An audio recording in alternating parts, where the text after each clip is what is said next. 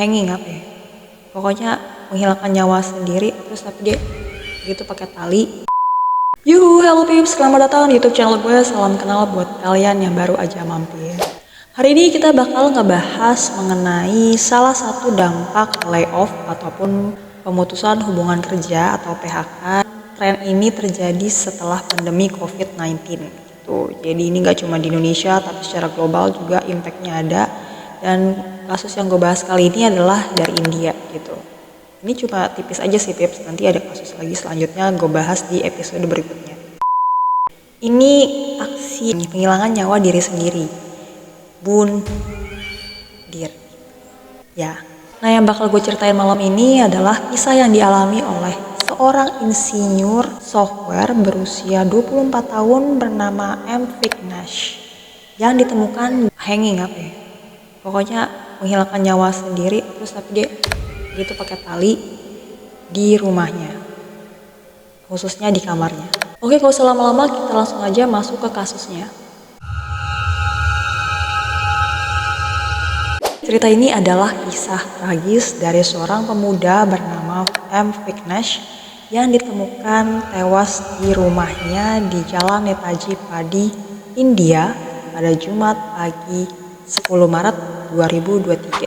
Nah, si Vignesh ini diduga mengalami depresi setelah dipecat oleh perusahaan IT yang berbasis di Ambattur pada Januari 2023. Jadi ini ada jeda waktu 2 bulan sebelum mentalnya mulai terdampak dan akhirnya ia berani mengambil keputusan mengerikan seperti itu. Nah, kepolisian setempat mengatakan sebuah catatan bunuh diri ditemukan di kamarnya. Sedihnya peeps, dalam catatan itu ia meminta ibunya untuk selalu menjaga kesehatan. Itu kayak wasiat gitulah ya, wasiat terakhirnya dia sebelum dia pergi. Kepada pihak kepolisian, orang tua Vignesh mengatakan bahwa anak mereka tampak murung sejak diberi selip berwarna merah muda dari perusahaan yang mempekerjakannya. Jadi ya itu kali mungkin ya tanda bahwa dia udah get out dari company itu. Namun gak cuma Vignesh yang mendapatkan slip merah muda atau slip warna pink itu dari itu perusahaan IT, ada beberapa karyawan lain yang juga mendapatkan dokumen yang sama. Intinya ya dipecat. Setelah dipecat, si Vignesh ini sebenarnya berupaya untuk terus mencari pekerjaan. Namun ia gak juga mendapatkannya. Karena pada saat itu memang ekonomi lagi sulit, mungkin resesi, terus dampak dari COVID-19 gitu kan bikin semua orang kayak ekonominya langsung kayak goyang gitu loh. Hingga akhirnya pada 10 Maret 2023, yakni pada hari Jumat pagi waktu India, saat kamarnya terkunci dalam waktu yang lama, orang tuanya pun mulai curiga. Mereka mulai khawatir dengan apa yang terjadi atau apa yang dilakukan oleh Vignesh selama itu di dalam kamarnya itu. Mereka khawatir anaknya ini kenapa-napa. Nah, pada akhirnya karena khawatir, si orang tuanya Vignesh ini memutuskan untuk menggedor-gedor. Mereka mengetok-ketok kamarnya Vignesh, cuma gak ada jawaban. Lama banget diketok-ketok, akhirnya khawatir kan, mulai khawatir banget kok gak ada respons gitu ya. Lalu saat itu juga pintu itu pun didobrak. Dan mereka menemukan pemandangan yang sangat mengerikan dan memilukan karena si Vignesh berada pada posisi hanging, kayak menggantung gitu di langit-langit kamar. Nah, mengetahui kondisi anaknya seperti itu, si orang tua Vignesh ini pun langsung menghubungi kepolisian setempat. Kemudian polisi pun datang dan setibanya di TKP itu, polisi langsung mengirim jenazah Vignesh untuk diotopsi di Government Kilpauk Medical College and Hospital.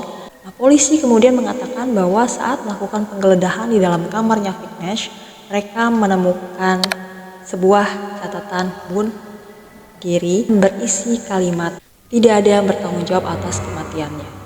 Dalam catatan itu, Vignesh tampak mengakui bahwa dirinya tahu apa yang ia lakukan adalah kesalahan besar.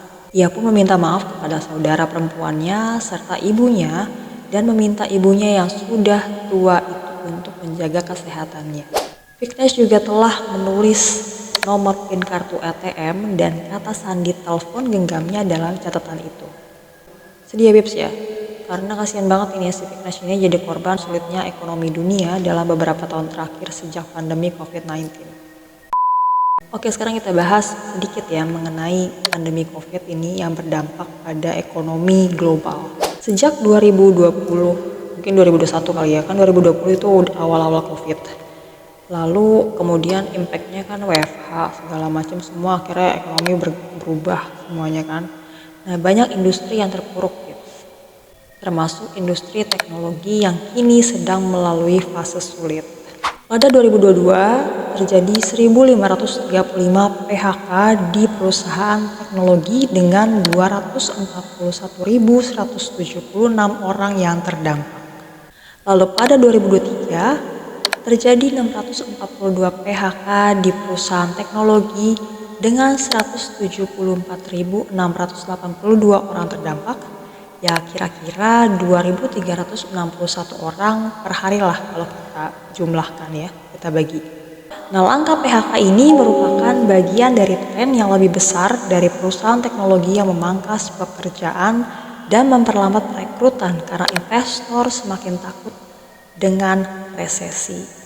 Saat ini banyak perusahaan teknologi telah menghentikan proses perekrutan atau melakukan PHK banyak karyawan.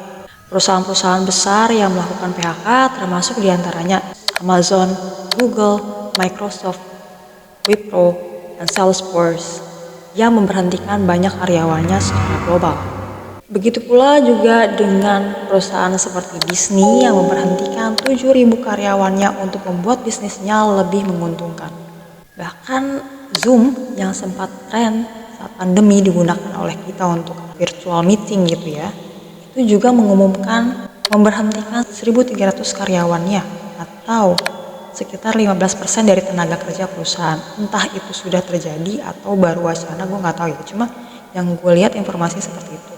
Nah, sebelumnya juga gue nggak tahu November tahun berapa ini Amazon mengumumkan memberhentikan 10.000 karyawan. Namun perusahaan tersebut kemudian menambah 8.000 karyawan lagi dan total PHK pun diumumkan menjadi 18.000 karyawan. Gue nggak tahu ini updatean November kapan, tahun lalu atau tahun sebelumnya, gue nggak tahu. Coba nanti kita cek lagi ya. Oke, itu aja yang gue bahas untuk malam ini terkait dengan impact atau dampak dari PHK sejak pandemi COVID-19 dan apa yang terjadi setelah itu. Bukan hanya ekonomi orang yang hancur-hancuran, tapi mental mereka juga hancur-hancuran. Kayak gitu, Peps. Jadi semoga ini berguna buat kalian, introspeksi sebagai bahan untuk istilahnya kita merenung aja gitu ya. Semoga kedepannya lebih baik lagi. Ya gitu, sedih ya Pips ya kalau kita bahas kayak gini nih ya, kasus-kasus kayak gini. Semoga Viknesh tenang di alam sana, dan terima kasih buat kalian yang udah menyaksikan video ini. Jangan lupa subscribe, like juga untuk mendukung terus channel gue agar terus makin berkembang sehingga gue lebih semangat untuk mengupload video-video baru. Terima kasih kalian udah menyaksikan video ini. Sampai jumpa di episode berikutnya. Bye Pips.